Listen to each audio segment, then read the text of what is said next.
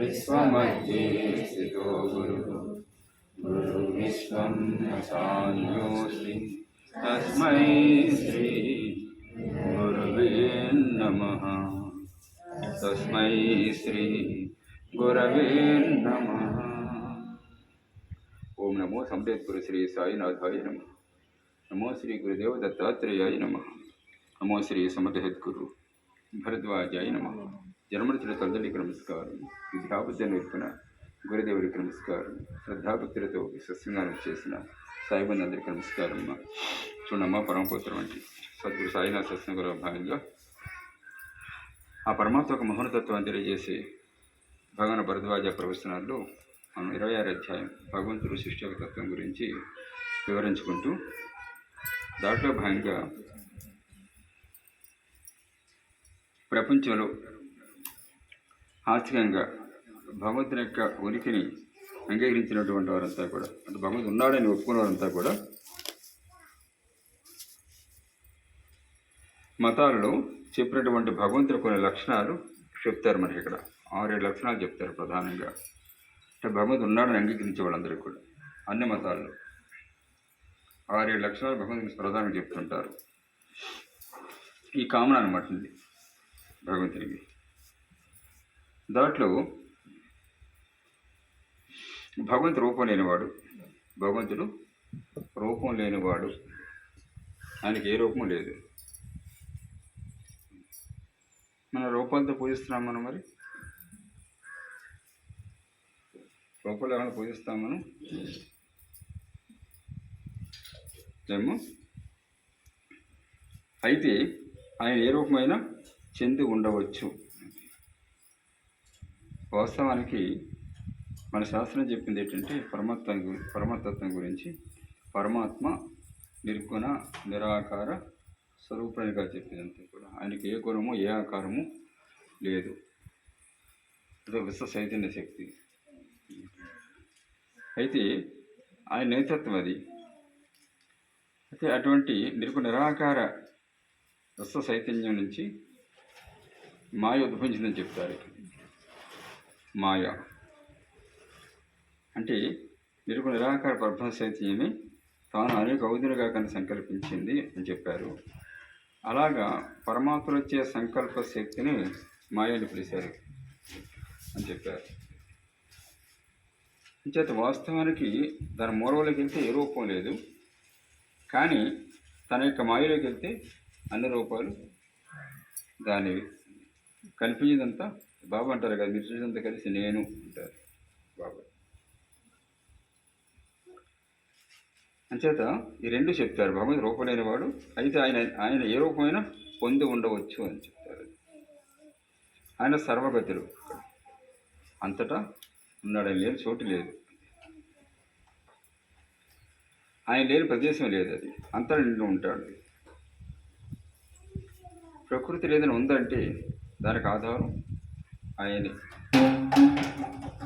జీవులు కానివ్వండి, వృక్షాలు కానివ్వండి, అలాగే సమస్త వస్తుజాలం అంతా కూడా ఆయన రూపం అంతా కూడా ఆయన మాయని సమర్పించింది. ఆయనకు అతీతం సృష్టి ఏది లేదన్నది సకల మతాల శాస్త్రాల సారమంతా సకలమైన నీరు కూడా ఈ సత్యాన్ని ధృవీకరించి చెప్పారు.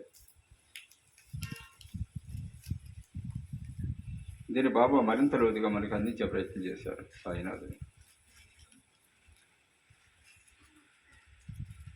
బహుశా బాబా నిరూపించినట్టుగా చరిత్రలో అంత నిరూపించడం వాళ్ళు అరుదేం అనిపిస్తారు అన్నమాట. అంత గొప్పగా సాయి నిరూపించి చూపించారంట. వాస్తవంగా చూస్తే ఆయనకి ఏ రూపం లేదు, కానీ తన మాయ రూపంగా చూసినట్టయితే అన్ని రూపాలు తనవగానే సాయి నిరూపించి చూపించారంటారు. చూసేందుకు కలిపి నేను ఈ సూపు ఎక్కడ మనకు ఉన్నానో గుర్తించుకుంటారు సాయినాథ్. అలాగే ప్రకృతిలో అన్ని జీవుల్లో అంతర్యామిగా ఎలా ఉన్నారు, అలాగే ప్రతి వస్తువు స్వరూపంగా సాయిని నిరూపించి చూపించేవారు. మనకి బాబా లీలలు చాలా స్పష్టంగా మనకు తెలియజేస్తాయి. సాయి లీలామృతాలు ఈ సృష్టి కారకుడు ఆయనే. అనేక నామాలతో రూపాలు గోచరించి సృష్టికంత కారకుడు పరమాత్మే. ఆయనే కారకుడు. ఈ సృష్టి స్థితికి కూడా కారకుడు ఆయనే. సృష్టి కారకుడు ఆయనే, సృష్టి స్థితిని కాపాడు కూడా ఆయనే. ఈ సృష్టి లయించినప్పుడు ఆయనలోనే లయించవలసి ఉంటుంది. మరి లయం అయిపోవాలంటే అంటే మళ్ళీ ఇది నాశనం కావాలంటే మళ్ళీ ఆయనలోనే లయం అయిపోతుంది పూర్తిగా. సృష్టి స్థితి లయకారకుడు బ్రహ్మ విష్ణు మహేశ్వరిగా మనం భావన చేస్తుంటాము. కానీ తత్వత ఒకటి, కానీ ఆయన చేసే కార్యాన్ని బట్టి త్రిమూర్తులుగా మన భావన చేస్తుంటాం అంతా కూడా. వీటి మన సనాతన ధర్మాలు, మన ధర్మాలు చేత ఆయన సర్వాన్ని తెలుసుకునేవాడు, అంటే సర్వజ్ఞుడు ఆయన. అంతా తానే ఎప్పుడైనా తెలియకుండా ఇది ఉండదు కదా. ఇది పరమాత్మక వాస్తవాల స్థితి అన్నమాట. కామన్గా ప్రపంచంలో అన్ని మతాల్లో కామన్గా ఉండి భగవంతుని యొక్క లక్షణాలు ఇవన్నీ కూడా. ఇది ప్రతి మతం అంగీకరించి తీరవలసింది, ప్రతి మతం అంగీకరిస్తుంది. భగవంతుని కూర్చున్న విశేష లక్షణాలు అన్ని మతాలు చెప్పాయి. వీటిని ఆధారం చేసుకుని అన్ని మతాల వారు ప్రార్థనలు ఏర్పరచుకున్నారు. అది ఆయా ప్రార్థనలు ఏర్పాటు చేసుకున్నారు భగవంతుని యొక్క లక్షణాలు ఆధారంగా చేసుకొని. కనుక ఈ లక్షణాలు కలిగిన ఒకానొక సత్యం సృష్టికి ఆధారంగా ఉన్నదా లేదా అని చూసి అది ఉన్నదని నిరూపణ అయినప్పుడు మన మనసుకు కూడా వికాసం, ఒకానొక విశ్వాసం ఏర్పడతాయి. ఈ లక్షణాలు కలిగినటువంటి ఒకానొక సత్యం అదే భగవంతుడు. సృష్టికి ఆధారంగా ఉన్నదా లేదా అని చూసుకుని అది ఉన్నదని నిరూపణ అయినప్పుడు మన మనసు కూడా వికాసము, ఒకానొక విశ్వాసం ఏర్పడతాయి మనలో. ఈ విషయాన్ని ఆధునిక విజ్ఞానం ప్రకారం కూడా కించెత్తు వివరించి చూద్దామని చెప్తారు. అది సైన్స్ అండ్ టెక్నాలజీ ప్రకారంగా కొద్దిగా వివరించి చూసుకుంటారంటే, కొన్ని లక్షల సంవత్సరాల పూర్వం మన ఋషులు ఈ సృష్టి తత్వం గురించి, భగవంతుని మోహన లక్షణాల గురించి చేసొచ్చని చెప్పారు. అది ఆధునిక విజ్ఞానం కూడా సైన్స్ అండ్ టెక్నాలజీ చక్కగా నిరూపిస్తుంది. దాని మాస్టర్ గారు అయితే చాలా అద్భుతంగా, బహుశా మాస్టర్ నిరూపించినట్టుగా ఎవరు నిరూపించలేదేమో అనుకోవచ్చు అనమాట. సైన్స్ అండ్ టెక్నాలజీ కంపేర్ చేసే ఆధ్యాత్మికతని ఎంతో గొప్పగా నిరూపించి ఇప్పించారు వేదరాజ విజ్ఞాన విశకులు, అలాగే వేదం ఆధునిక విజ్ఞానమా, నిజాన నిత్యనులు, అలా మాత్రం ఎందుకు, ఇటువంటి గ్రంథాలన్నీ కూడా, రీసెర్చ్ గ్రంథాలన్నీ కూడా మాస్టర్ గారు ప్రపంచానికి అందించారన్నమాట పరమాత్మ తత్వం గురించి. కడగటి నాస్తివాదుల యొక్క హృదయాలు కూడా భద్రకొట్టారు స్వయంగా భృతయ మహారాజు. ఇక్కడ మనకి ఆధునిక విజ్ఞానం ప్రకారంగా ఎంతవరకు వాస్తవం అనేది ఇక్కడ మనకి అందించే ప్రయత్నం చేస్తున్నారు. ఇక్కడ నేటి భౌతిక శాస్త్రం మనకు చెప్తున్నది ఏంటంటే, ప్రకృతి యావత్తు పదార్థం నిర్మింపబడింది. భౌతిక శాస్త్ర ప్రకారంగా ప్రకృతి అంతా కూడా, అంటే జీవులు కానివ్వండి, వృక్షాలు కానివ్వండి, ఏమండి, ప్రకృతి ప్రతి పదార్థం కూడా కనిపించేదంతా కూడా ప్రకృతి యావత్తు పదార్థం చేత నిర్మించబడింది. పదార్థం చేత నిర్మించబడి ఉంది. ప్రతిదీ పదార్థం నిర్మించబడింది. ఈ పదార్థం అంతా కూడా ఈ పరమాణువుల చేత చేయబడి ఉంది. పదార్థం అంతా అది సూక్ష్మమైన పరమాణువుల చేత చేయబడి ఉంది. ప్రతి పదార్థం కొన్ని పరమాణువులు కలిస్తే అణువు, కొన్ని అణువులు కలిస్తే కణము, కొన్ని కణాలు కలిస్తే పదార్థం ఏర్పడుతుంది. అలాగే దాంట్లో పదార్థాలు కూడా మనకి ఎలిమెంట్స్ రూపంలో, మనం పంచభూతాలు అంటాము మనం ఆధ్యాత్మికంగా, దాన్ని సైన్స్లో ఎలిమెంట్స్ రూపంలో, మూలకాలు అనే రూపంలో విధించే ప్రయత్నం చేశారు.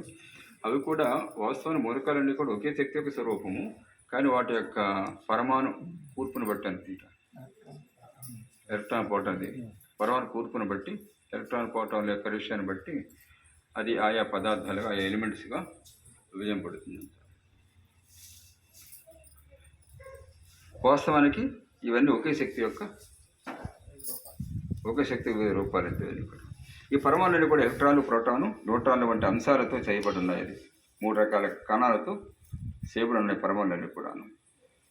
ఎలక్ట్రాన్లు, ప్రోటాన్లు, న్యూట్రాన్లు దేనితో చేయబడి ఉన్నాయంటే, అటు తరంగమని కానీ, ఇటు ధార్మిక శక్తి అని కానీ చెప్పడానికి వీల్లేనటువంటి ఒకానొక తత్వంతో చేయబడి ఉన్నాయట. అది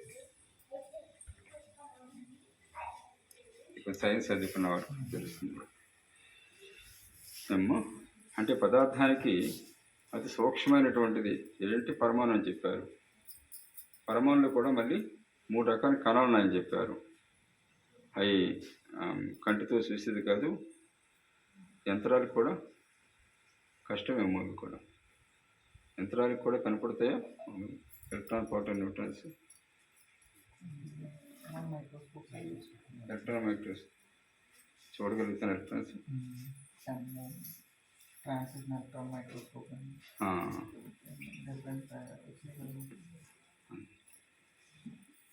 ఇది అంటే సిద్ధాంత రీత్యా వెళ్ళిపోతుంటారు మ్యాక్సిమం అంతా కూడా థియరీ ప్రకారంగా. అతి అతి సూక్ష్మ కణాలు. పదార్థాన్ని విశ్లేషించుకుంటూ పోతున్నట్టయితే అది పదార్థము, అది మళ్ళీ కణాలల్లో అణువుల పరమాణువుల్లో మళ్ళీ ఎలక్ట్రాన్, ప్రోటాన్, న్యూట్రాన్లు అంతవరకు గుర్తించారు. కానీ సైన్స్ తర్వాత ఇంకా పదార్థం గురించి ఉనికి లేకుండా పోయిందని చెప్పారు కదా. దాని తర్వాత పదార్థం చూడగా కనపడలేదట. ఇంకా సైంటిస్ట్ అది శాస్త్రవేత్త కన్ను కప్పేసింది అంటారు అన్నమాట. అక్కడ ఇంకా వాడికి ఇంకా కనపడలా. అయితే ఇప్పుడు ధార్మిక శక్తి అని కానీ అంటారు.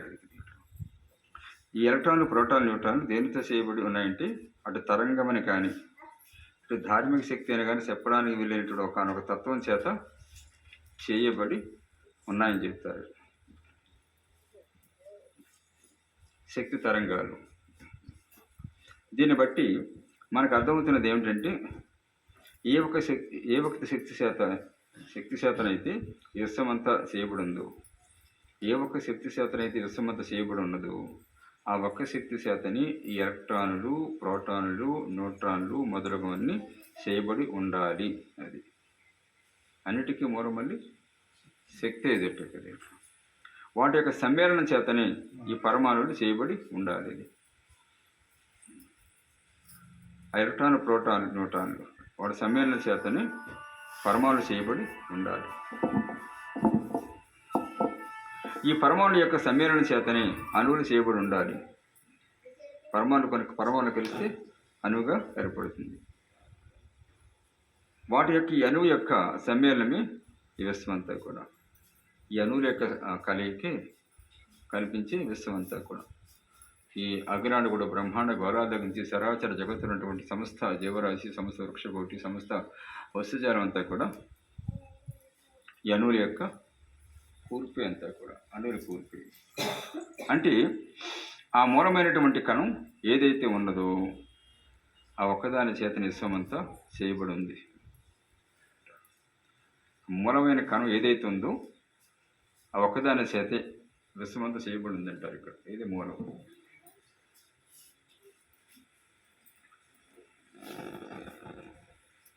దానికి ఇంతకుముందు మన భగవంతునికి చెప్పుకున్నటువంటి 6 గుణాలలో 5 గుణాలు ఉన్నాయంటారు ఆ మూలానికి.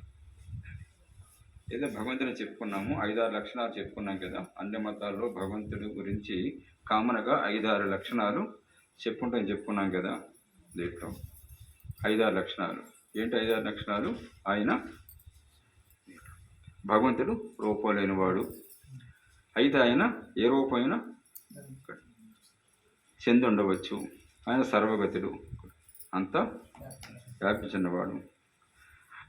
ఆయన లేని ప్రదేశమే లేదు, అంతలో నిండి ఉంటాడు. సృష్టి కారకుడు, సృష్టి స్థితికి కూడా సృష్టి కారకుడు, సృష్టి స్థితికి కూడా కారకుడు. అలాగే సృష్టి లయానికి కూడా కారకుడు ఆయనే. ఈ లక్షణాలు ప్రధానంగా చెప్పారు. అయితే ఇప్పుడు సైన్స్ ప్రకారం చూసినట్టయితే పదార్థానికి మూలంగా ఏదైతే ఉందో ఆ మూలం, దానికి కూడా ఈ లక్షణాలు ఉన్నాయని చెప్పారు ఇక్కడ. దానికి ఇంతకుముందు మనం భగవంతుని చెప్పుకున్నటువంటి 6 గుణాల్లో 5 గుణాలు ఉన్నాయంటారు. భగవంతుడి రూపం లేదు అన్నాము. ఈ శక్తికి కూడా రూపం లేదు. భగవంతునికి రూపం లేదనుకున్నాం కదా. ఈ శక్తికి కూడా రూపం అంటూ లేదు. పరమాణువులు దాని రూపమా అంటే కాదు. పరమాణువులు దాని రూపం అంటే అది కాదంటారు. ఎలక్ట్రాన్లు ప్రోటాన్లు దాని రూపమా అంటే అది కాదు. అది ధరించిన కొన్ని రూపాలు మాత్రమే. అసలు ఆ శక్తికి స్వతసిద్ధంగా ఏ రూపము లేదంటారు. అది ఆ శక్తికి స్వతసిద్ధంగా ఏ రూపము లేదు.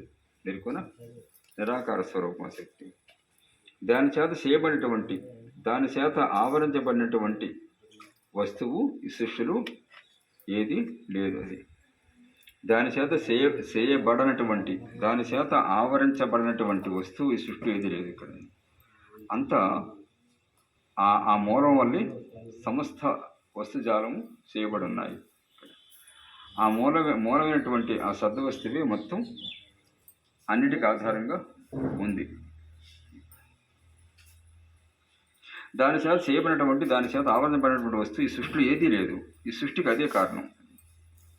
ఆ శక్తి ఎలక్ట్రాన్లు ప్రోటాన్ల రూపం ధరించి, వాటి సమ్మేళనమైనటువంటి పరమాణు రూపం ధరించి, వాటి సమ్మేళనమైనటువంటి అణువుల రూపం ధరించి ఈ మహత్తరమైనటువంటి విశ్వం యొక్క రూపం ధరించింది కనుక సృష్టికంతటికి కారణమైంది. అన్నిటికీ ఆ శక్తి ఒకానొక శక్తి అంత. ఆ శక్తి ఆ రీతే కొనసాగుతూ పరిణామం చెందుతూ ఉండడం చేతది. శక్తి అదే కొనసాగుతూ పరిణామం చెందుతూ ఉంటుంది. ఒక రూపంలో ఒక రూపంలో పరిణామం చెందుతుండడం చేత ఈ సృష్టి జరుగుతున్నది. అది అంటే ఆ శక్తికి చెప్పారు, శక్తికి నాశనం లేదు. ఒక రూపంలో శక్తి మరో రూపంలో పరిణామం మార్పు చెందుతుండడం తప్ప అది నాశనం ఇప్పుడు కూడా జరగదని చేత సృష్టిలో మార్పు జరుగుతుంటుంది. అది సృష్టిలో మార్పు జరుగుతుంటుంది.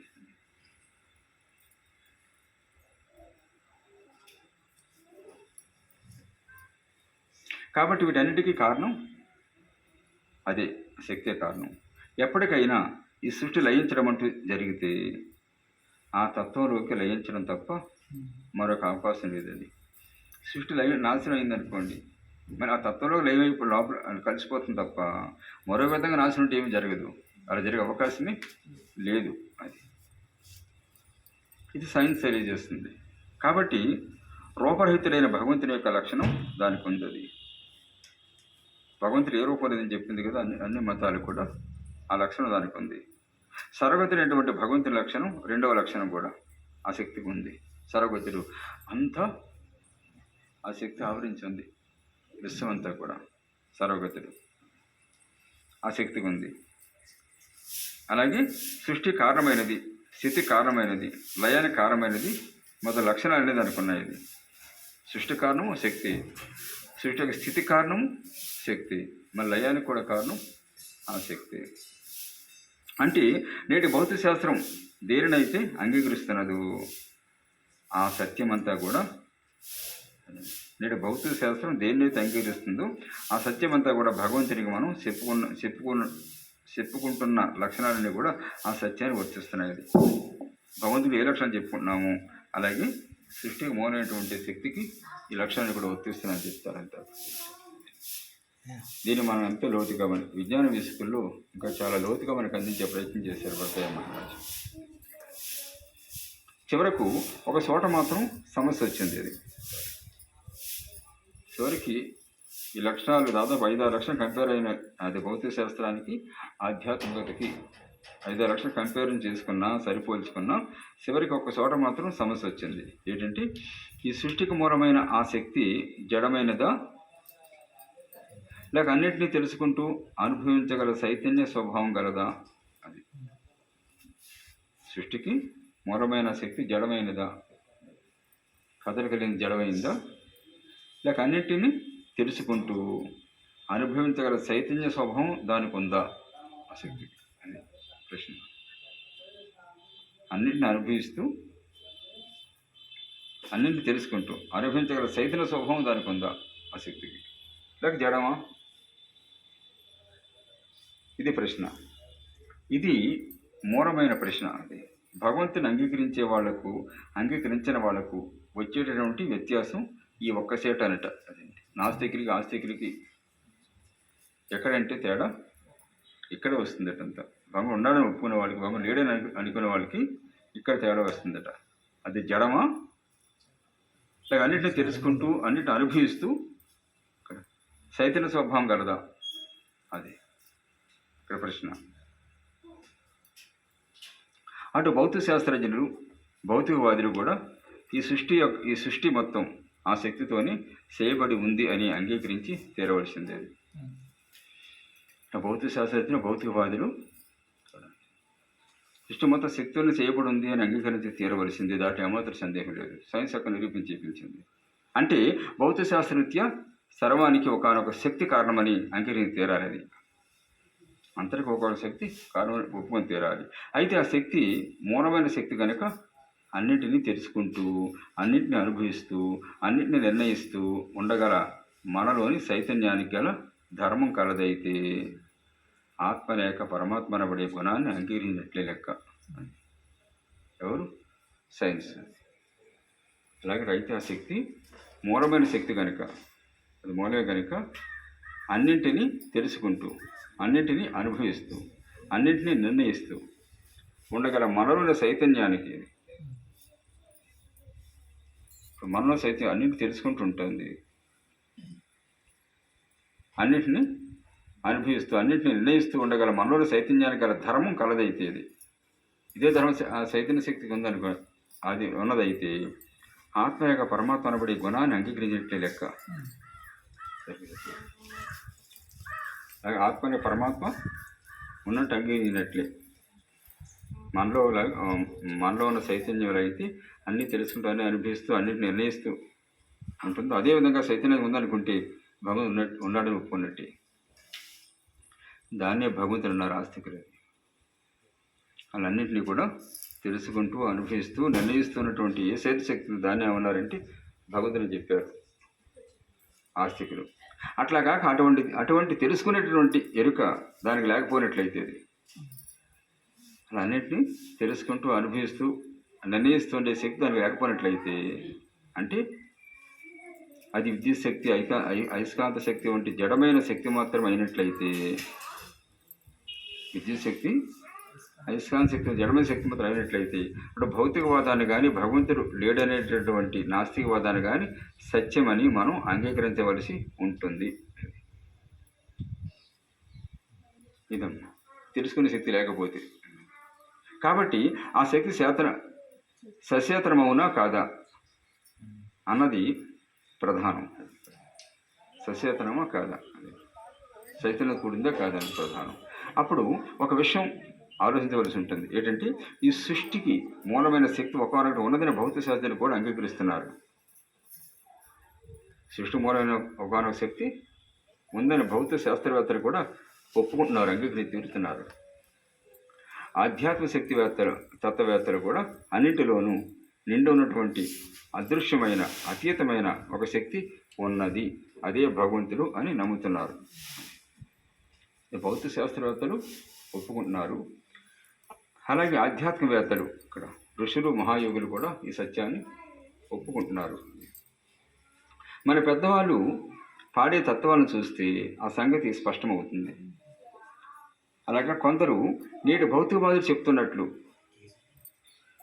గాలివాన చూసి భయపడి కాదు. కొందరు నేటి భౌతికవాదులు చెప్తున్నట్లు అంటే కొంతమంది ఏంటంటే భౌతికవాదులు అంటే ఈ మానవుడు ప్రకృతిలో జరిగే కొన్ని శనివారం చూసి భయపడిపోయి భగవంతుడు ఉన్నాడని చెప్పేసి అలా భయపడిపోయి అంటున్నాడు తప్ప అది వాస్తవం కాదని కొంతమంది చెప్పేవాళ్ళు ఉన్నారు. కొంతమంది భౌతికవాదులు అంతా కూడా అంటే భయంకరం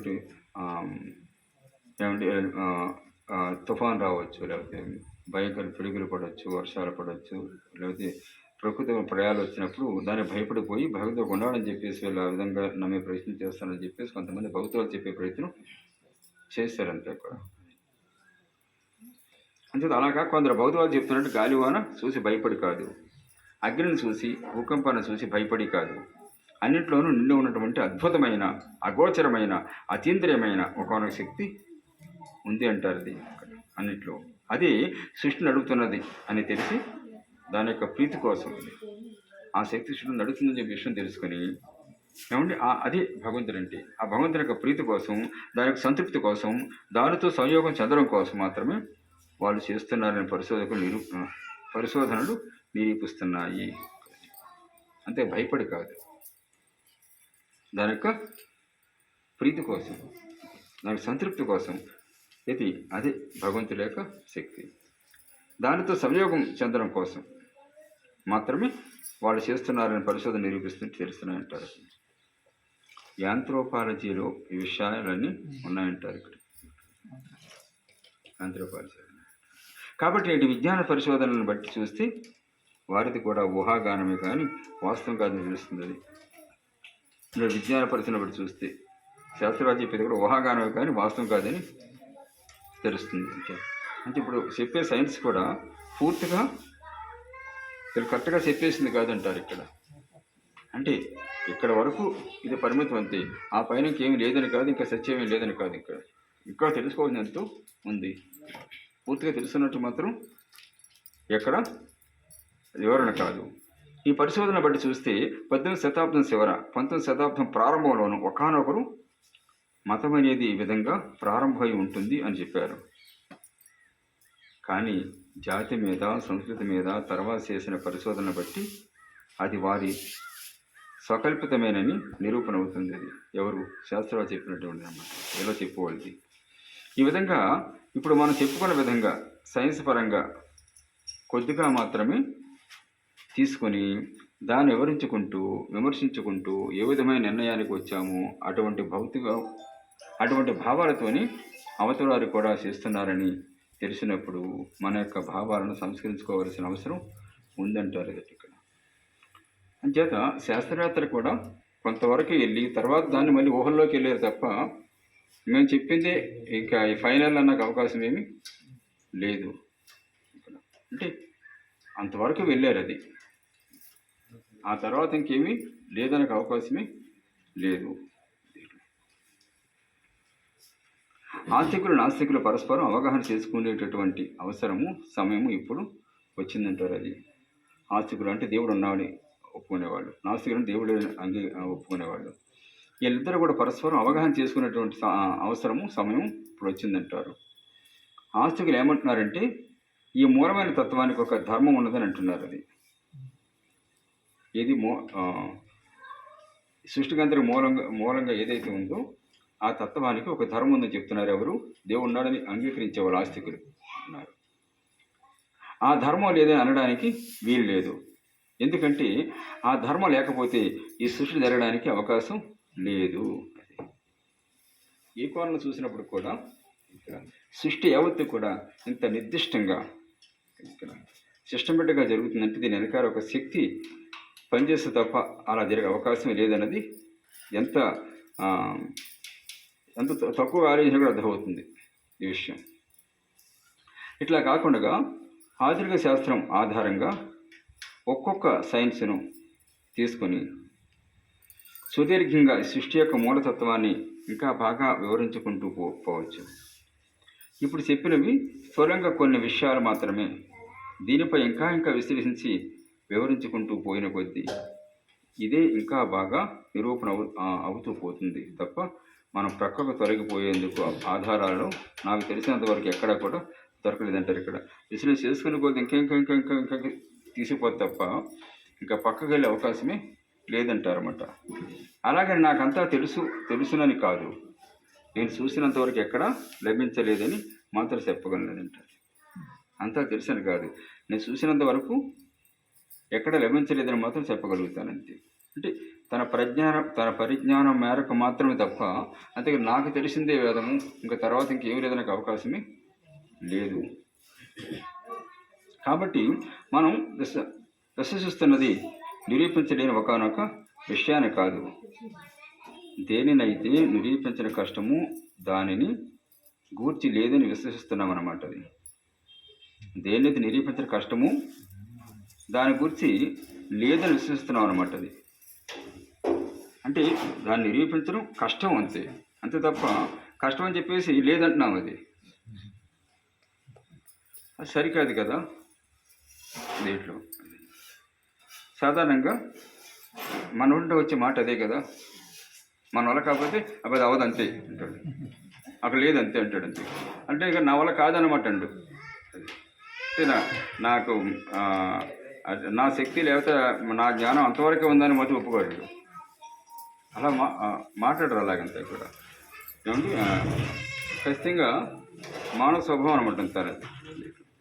అలాగే భగవదర్శనలు కూడా దీన్ని అప్లై చేస్తుంటారు అనమాట అంతా కూడా. అదేమి లేదు అంటారు ఇక్కడ. అంటే నాకు అంతవరకే పరిజ్ఞానం ఉంది, అంతవరకు వెళ్ళగలిగిన తర్వాత నేను చూడలేకపోయాను అని మాత్రం అంటారు అన్నమాట. ఏది లేకపోతే సృష్టి కానీ నేను కానీ మీరు కానీ ఉండము, మాట్లాడము, చెప్పుకోవడం, వినడము అనేవి ఉండవు, దానిని లేదని అనడం ఎట్లా అని.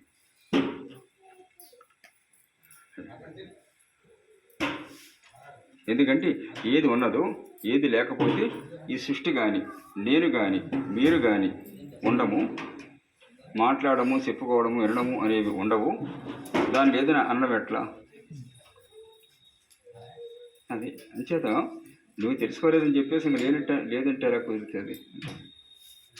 ఎందుకంటే అది లేదు అన్నప్పుడు నేను మాట్లాడడము, మీరు వినడము, నేను చెప్పినది మీరు అవునని కానీ కాదని కానీ చెప్పడం ఎలా సాధ్యమవుతుంది?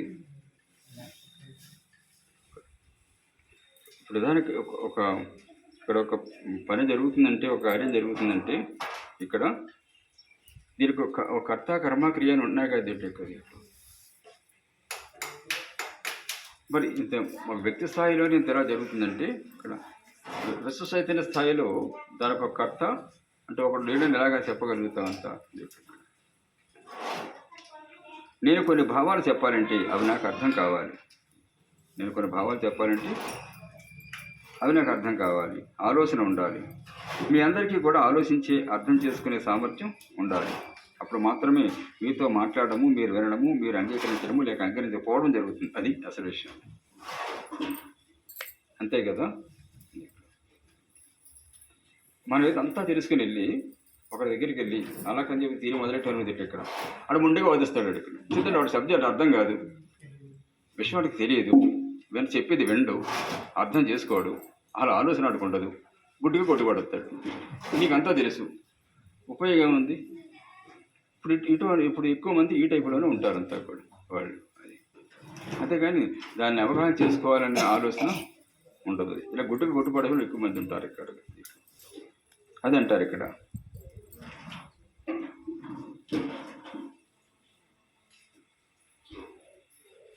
అంటే నేను కొన్ని భావాలు చెప్పాలంటే అవి నాకు అర్థం కావాలి, ఆలోచన ఉండాలి. మీ అందరికీ కూడా ఆలోచించి అర్థం చేసుకునే సామర్థ్యం ఉండాలి. అప్పుడు మాత్రం మీతో మాట్లాడడం జరుగుతుంది, మాట్లాడగలుగుతాము, మీరు వినడం జరుగుతుంది. చెప్పేవారు మాట్లాడగలుగుతారు, వినడం జరుగుతుంది. మీరు అంగీకరించడము, అంగీకరించకపోవడం జరుగుతుంది. అసలు అది లేదంటే, అసలు దేవుడు లేడు అంటే మీతో మాట్లాడగల సంభవం అవుతుంది. మొండిగా ఒకటే అంటాడు ఇక్కడ, దేవుడు ఏమీ లేవు బాబాయ్ అంటాడు. ఇక్కడ ఎలా ఆడితే ఎలా మాట్లాడడం అంచేత ఆడు పూర్తిగా తెలిసిన వాడితో మాట్లాడితే తెలియని వాడితో మాట్లాడడం సాధ్యం కాదు.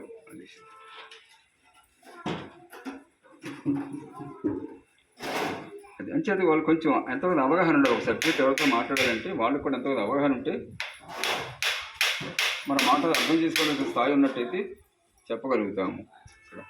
అవగాహన లేకుండా కానీ గుడ్డిగా కొట్టుబాటేసే వాళ్ళ విషయంలో చేయగలిగేదేమీ ఉండదు. అది చిత్రం. ఇది మనకి సొసైటీలో ఇది మనకి అన్ని రంగాల్లో కూడా ఈ సమస్య తారసపడుతూనే ఉంటుంది సాధారణంగా. ఇచ్చేది కొంత విషయం తెలిసిన వాడితో తేలిగ్గా మాట్లాడగలుగుతాము, తెలియని వాడితో మాట్లాడడం కష్టం ఉంటుంది. ఫలాని చెప్పేది సర్లే మనకు తెలియదు, వాళ్ళు తెలుసున్న వాళ్ళు కనుక ఏమండి వాళ్ళందరూ విషయం తెలుసుకున్నారు కనుక మనం అంగీకరించాలి అని ఊరుకున్నా మంచిదే. అలా కూడా కొంతమంది గుడ్డుకి కొట్టుపడేయడం తప్ప. అసలు అది లేదంటే మీతో మాట్లాడేలా సంభవం ఉంటారు. అది ఎందుకంటే ఇది కేవలం భౌతికమైతే రసాయన పదార్థంలో మాత్రమే ఈ సృష్టి మొత్తం చేయబడినట్టు అవుతుంది. అది ఎందుకంటే ఇది కేవలం భౌతికమైతే రసాయన పదార్థంలో మాత్రమే ఈ సృష్టి మొత్తం చేయబడినట్టు అవుతుంది రసాయన పరంగా. అప్పుడు మనం కూడా రసాయన పదార్థం యొక్క కూర్పు మాత్రమే అన్నమాట. అంతే కదా. ప్రకృతి ధర్మం చూసుకున్నట్టయితే మనం రసాయన పదార్థ కూర్పు మాత్రం అన్నమాట మనం. అప్పుడు దాని యొక్క రసాయనిక ధర్మం మాత్రమే జీవితం అవుతుందన్నమాట. ఆ రసాయన పదార్థం యొక్క ఉపపదార్థం ఒక ధర్మం ఉంటుంది కదా, ఆ రసాయన ధర్మం మాత్రమే మన జీవితం అంతా మన జీవితం అవుతుంది. అది ఆ లక్షణమే మన జీవితం అవుతుంది. అదే కనుక నిజమైతే దానికి క్షేత్రం అనే గుణం ఎలా వీలవుతుంది? అదే నిజమైతే దానికి క్షేత్రం అనే గుణం ఎలా వీలవుతుంది? దీనిని కాన్క్లూజన్ ఆఫ్ కేటగిరీస్ అంటారంటారు. కాన్క్లూజన్ ఆఫ్ కేటగిరీస్ అంటారంటారు తత్వశాస్త్రంలో. ఫిలాసఫికల్ కేటగిరీస్ అంటారంటారు తత్వశాస్త్రంలో. ఫిలాసఫికల్ కేటగిరీస్ అంటే ఏమిటంటే చైతన్యం అనేది భౌతికం నుంచి ఏ విధంగానూ ఉత్పన్నం కాజాలదు. చైతన్యం అనేది భౌతికం నుంచి ఏ విధంగా ఉత్పన్నం కాజాలదు. కేవలం భౌతికమైనది చైతన్యం నుంచి ఉత్పన్నం కాదు. కేవలం భౌతికమైన చైతన్యం నుంచి ఉత్పన్నం కాదు. భౌతికమైనది ఉత్పన్నం చేయదు కూడా.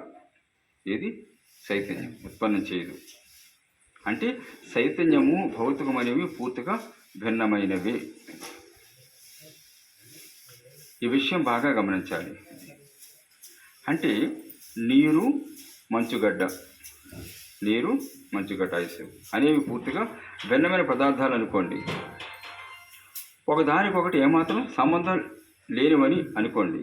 అంటే ఏమిటంటే నీరు ఐస్ అనేవి ఒకే పదార్థం యొక్క రెండు స్థితులు కాకుండా పూర్తిగా భిన్నమైనవి కనుక, అయితే ఒకదానిలోంచి మరొకటి మారడం కానీ ఒకదానితో ఒకటి పరస్పరం సంపర్కం చెందడం కానీ సాధ్యం కాదు. ఏది? నీరు ఐసు వేరు అనుకున్నట్టయితే. అదే రీతిన చైతన్యం వేరు పదార్థం వేరు కనుక, అయితే ఒక చైతన్యము పదార్థం నుంచి రావడానికి వీలు కాదు. వివరంగా ఆలోచిస్తే ఇదంతా భౌతికమే అన్న సిద్ధాంతం చెప్పేది. వివరంగా ఆలోచిస్తే ఇదంతా భౌతికమైన సిద్ధాంతం చెప్పేది ఇదన్నమాట అంటారు. నీరు ఐసు అనేవి ఒకే పదార్థం యొక్క రెండు స్థితులు కాకుండా పూర్తిగా భిన్నమైనవి కనుక, ఒకే పదార్థం రెండు స్థితులే కదా నీరు ఐసు. కానీ చూడడానికి భిన్నం కనపడతాయి. ఇది రాడ్డు కనపడుతుంది, అది నీళ్లు కనపడతాయి. కానీ వాస్తవానికి చూస్తే ఒక్క పదార్థం దగ్గర రెండు యొక్క స్థితులేవి. అయితే ఒకదాని నుంచి మరొకటి మారడం కానీ ఒకదానితో ఒకటి సంపర్కం చెందడం కానీ సాధ్యం కాదు. ఏంటి? వేడి అనుకుంటే సాధ్యం కాదు. అదేవిధంగా చైతన్యం వేరు పదార్థం వేరు కనుక, అయితే ఒక చైతన్యం పదార్థం నుంచి రావడానికి వీలు కాదు. అది వివరంగా ఆలోచిస్తే ఇదంతా భౌతికమైన సిద్ధాంతం చెప్పేది ఇదన్నమాట. అంతా భౌతికమైన సిద్ధం చెప్పేది ఇదంటారు వివరంగా ఆలోచించినట్టయితే. అంచేత భౌతికం అనుకుంటే దాంట్లో చైతన్యం వచ్చే అవకాశం లేదు. చైతన్యం వల్ల ఇదంతా జరుగుతుంది. చైతన్యం కలిగి ఉండడం వల్లే ఇంత నిర్దిష్టంగా ఇదంతా కూడా జరుగుతుంది. కానీ ఇందాక నుంచి మనం చేసుకున్నటువంటి చర్చ యొక్క పర్యవసానం ఏమిటంటే చైతన్యం తనలో తాను చేసుకునేటువంటి మార్పులను ఆ చైతన్యంలో భాగమైన మనము వాటిని అనుభవించేటటువంటి పద్ధతి భౌతికత.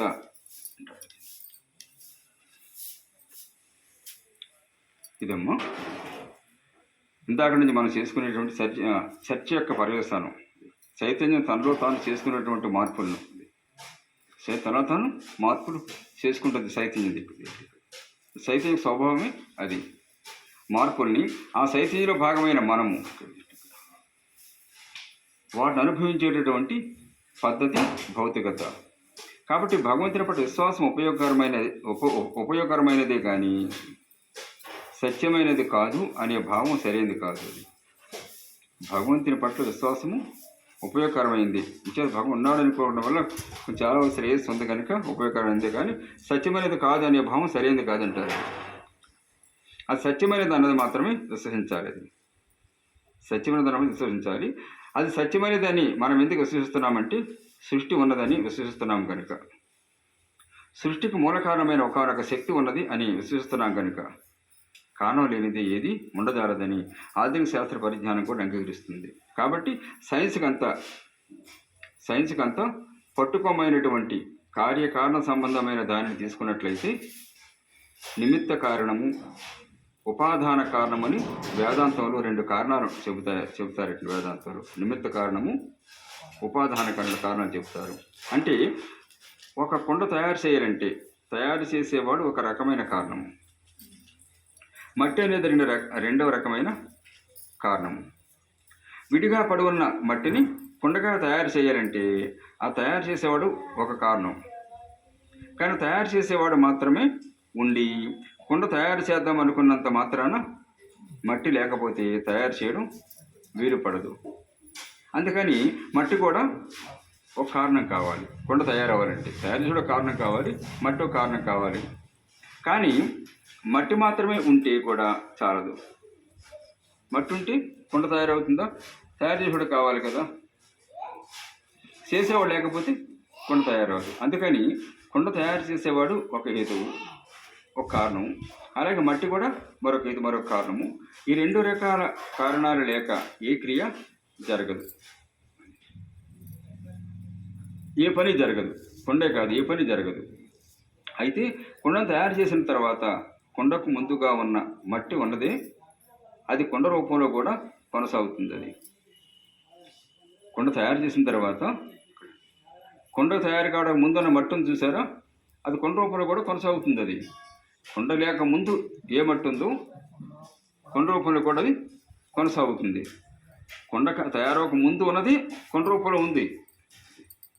అంతేగాని ముందు లేనిది ఇప్పుడు లేదు, ముందు లేనిది ఇప్పుడే ఉండదు. అది అట్లాగే కుండను తయారు చేసిన వాడు ఆ కుండ రూపంలోని కూర్పు కూడా అలానే కొనసాగుతుంది. ఇక్కడ అలాగే కుండను తయారు చేసేవాడు ఆ కుండ రూపంలోని కూర్పు కూడా అలానే కొనసాగుతాయి. ఇక్కడ అంటే కుండ తయారు చేసేవాడు కూడా ఇక్కడ దానికి సంబంధించినటువంటి ఆ చైతన్యం, ఇక్కడ వాళ్ళు ఉన్న చైతన్యమే కుండ కూర్పు జరగడంలో ఇప్పుడు ఉపయోగపడుతుంది. వాళ్ళు ఆ చైతన్యం పనిచేయకుండా కుండ యొక్క కూర్పు జరగడం సాధ్యం కాదు. ఉదాహరణకి పెద్ద పెద్ద భవనాలు ఎప్పుడూ కట్టినవి మనం చూస్తుంటాము. ప్రాచీన కట్టిన ఆ భవనాలు పెద్ద పెద్ద కోటలు, భవనాలు కూడా ఆ భవనాలు అలాగే ఉండబట్టి ఫలానా వాళ్ళు కట్టారని తెలుస్తుంది. మరి ఏదన్నా ఒక కోట కూడా ఉందనుకోండి, ఒక పెద్ద భవనం ఉందనుకోండి, మనం అనుకుంటాం ఫలానా శతాబ్దంలో, ఫలానా సంవత్సరంలో ఫలానా మహారాజు ఫలానా వాళ్ళు కట్టారు, నిర్మాణం చేశారని చెప్పేసి తెలుస్తుంది. ఎందుకని? చైతన్యవంతమైన వ్యక్తులు ప్లాన్ చేసి కడితే మాత్రమే ప్రకృతిలో అవి అలా ఉండటానికి వీలవుతుంది. చైతన్యవంతమైన వ్యక్తులు ఒక ప్లాన్ చేసి కడితే మాత్రం ప్రకృతిలో అలా ఉండడానికి వీలవుతుంది. కానీ ఎన్ని వేల సార్లు హిమాలయ పర్వతాలు విరిగిపడినా, జారిపడినా ఒక్కసారి కూడా బెడ్రూమ్, డ్రాయింగ్ రూమ్ మొదలుగా గల ఇంటి రూపంలో మాత్రం పడదు. పర్వత శిఖరాలు ఇల్లు పడిపోతుంటాయి, పడిపోయి ఇల్లు తయారైపోతే కింద పడి అలా తయారవ్వదు కదా. చక్కగా మనం ప్లాన్ చేసుకుని చక్కగా నిర్మాణం చేస్తున్నట్టుగా ఆ కొండ ఇరుగుబడి చక్కటి ఏమంటే ఒక డూప్లెక్స్ తయారవుతుందంటే అది అలా తయారవ్వదు కదా. ఇంకా దాని వెనక అలా తయారవ్వాలంటే ఒక చైతన్యం పనిచేయాలన్నమాట, వెనకాల పనిచేయాలి. అలా ఏ చైతన్యం పనిచేస్తుందో అది పరమాత్మ. అది మూలం ఒక శక్తి ఉంది, దానికి చైతన్యం ఉంది. అది చైతన్యం లేకుండా ఈ సృష్టి అంతా ఇంత అద్భుతంగా, ఇంత క్రమంగా ఇలా జరిగే అవకాశం, కొనసాగే అవకాశమే లేదు. ఆయన ఛాన్స్. అందుకని ఇటువంటి చిత్ర విచిత్రమైన కూర్పు కలిగిన ఈ విశ్వము, ఇటువంటి జీవరాశి, మానవుని యొక్క తత్వము, ఇవన్నీ ఇంతటి చక్కటి కూర్పుతో ఏర్పడ్డాయంటే ఇవన్నీ గుడ్డిగా బ్లైండ్ ఛాన్స్ ఏర్పడ్డాయనడానికి అవకాశమే లేదు. గుడ్డుగా వాటిదంటే అలా ఏర్పడిపోయి అన్నకు అవకాశమే లేదు. ఇంత సిస్టమేటిక్గా ఎలా జరుగుతుందంతా కూడా